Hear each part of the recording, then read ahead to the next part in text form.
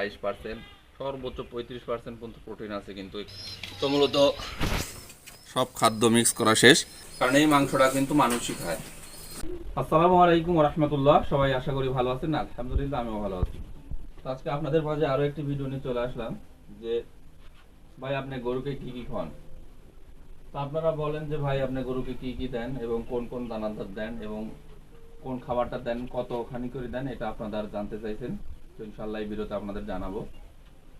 তো আমার গরুকে মূলত আমি আপনার বডি ওয়েট হিসেবে আমি গরুকে খাতে দিই এবং কতখানি দিই আজকে আপনাদের অবশ্যই নিজ চোখে দেখাবো সরাসরি। তো আপনার 100 কেজি বডি ওয়েটে 1 থেকে 1.5 কেজি আমি গরুকে খাদ্য দিই। তো আমারটা প্রায় 200 প্লাস 220 কি 30 কেজি ওজন আছে। তো আমি এই গরুকে মোটামুটি আপনার 2 থেকে আড়াই কেজির মতন খাদ্য দিই। তো কোন কোন খাদ্য দিই ইনশাল্লাহ আপনাদের দেখাবো অবশ্যই। তো আপনারা সবাই সাথে থাকুন। তো আপনারা দেখতে পাচ্ছেন এখানে হলো ধানের গুঁড়া। তো এটা আমি মূলত হাফ কেজি দিই। এটা হলো 15 টাকা কেজি, 60.5 টাকা পড়ে। তো এটা আমি মূলত 2 বাটি দিই, 2 বাটি দিলেই হাফ কেজি হয়ে যায়। এবং এখানে আছে হলো গমের ভুসি মোটাটা। তো এখানেও 2 বাটি দিলে হাফ কেজি হয় এবং আমি এখানে আগে দিছি জন্য 1 বাটি দিয়ে দিচ্ছি। তো মোট আমার 1 কেজি হলো। এবং সাথে এখানে আপনাদের দেখাচ্ছি যে আমরা এই পাউডার কিন্তু ভাঙাই, এই ভিডিও আপনাদের আগেও দেখাইছি।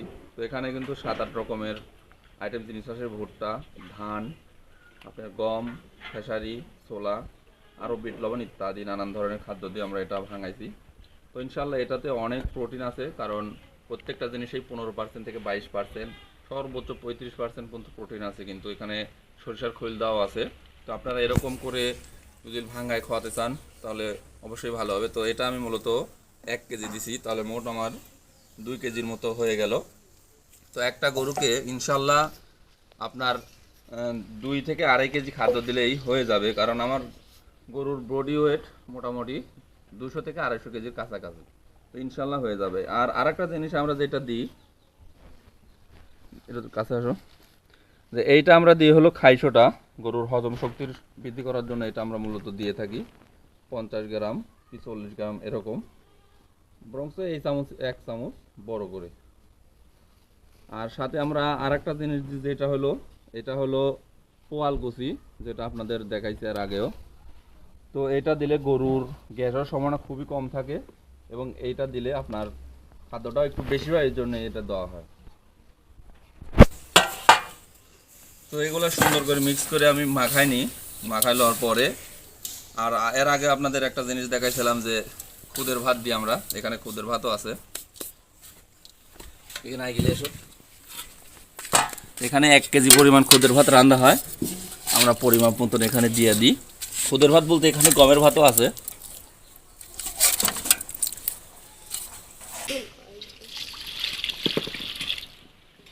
তো হালকা পানি দিই, সুন্দর করে এরকম গাঢ় গাঢ় করে মাখায় দেওয়া লাগবে, কারণ গাঢ় গাঢ় করে মাখায় দিলে ভালো খাবি এবং একবারে পানি পানি করে মাখায় দিলে একটু অসুবিধা হয় খাতে। একবারে শক্ত মাখায় দিলেও গরু খায় দুধ পায় না।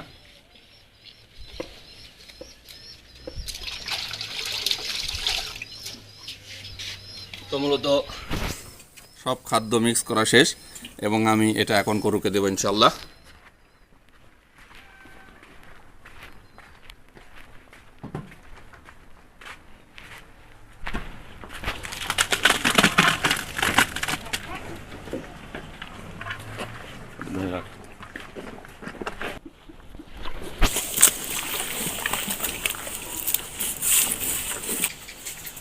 তো আপনারা দেখলেন ইনশাল্লাহ আমি কি কি আমার গরুকে দেই এবং কোন কোন দানাদার দেই, এটা সরাসরি আপনাদের দেখাইছি এবং কতটুক দিই সব পরিমাপ করে দিছি কিন্তু ইনশাল্লাহ।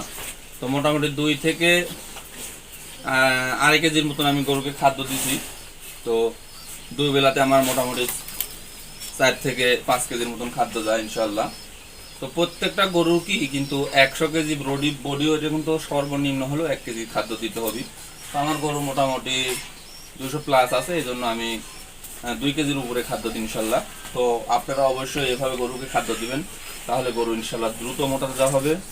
এবং ভাই গরুকে অবশ্যই মুরগির ফিড থেকে আপনারা বিরত রাখবেন, কারণ মুরগির ফিড খেলে খেলে গরুর ক্ষতি না মানুষের ক্ষতি। কেন মানুষের ক্ষতি? কারণ এই মাংসটা কিন্তু মানুষই খায়। এই জন্য আপনারা সবাই মুরগির ফিট থেকে বিরত থাকবেন এবং সবাই ভালো থাকবেন এবং সুস্থ থাকবেন। আল্লাহ হাফেজ। আসসালামু আলাইকুম ওয়া রাহমাতুল্লাহ।